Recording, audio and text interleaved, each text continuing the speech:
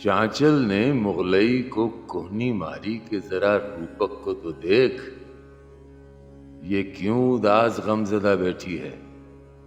روپک ایک سرد آہ بھر کر بولی، ہمارے زمانے لد گئے بھنوں، 7 رنگوں میں رنگے ہم تینوں اب ماضی کا قصہ بن کے رہ گئے ہیں۔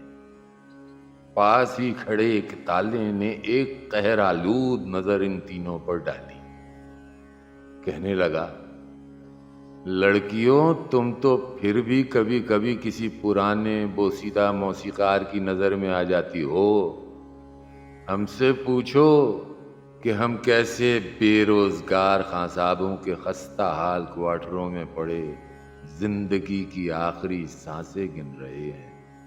کریں تو کیا کریں، بس زنگ لگے سرمنڈل کے تاروں کی طرح کسی کباڑی کے منتظر ہیں۔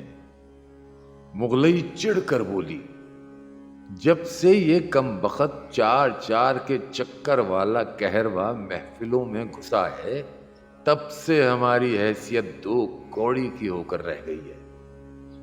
کونے میں بیٹھی جھپتال نے اونگتے ہوئے سر کو اٹھایا اور کمزور سی آواز میں بولی، اس کوڑ پنے کے ماحول میں اس کمر لچکاتے 6 ماترے کے منحوس دادرے کو مت بھولنا، اس نے بھی لیوا کے نام پر خوب ادھم مچایا ہوا ہے۔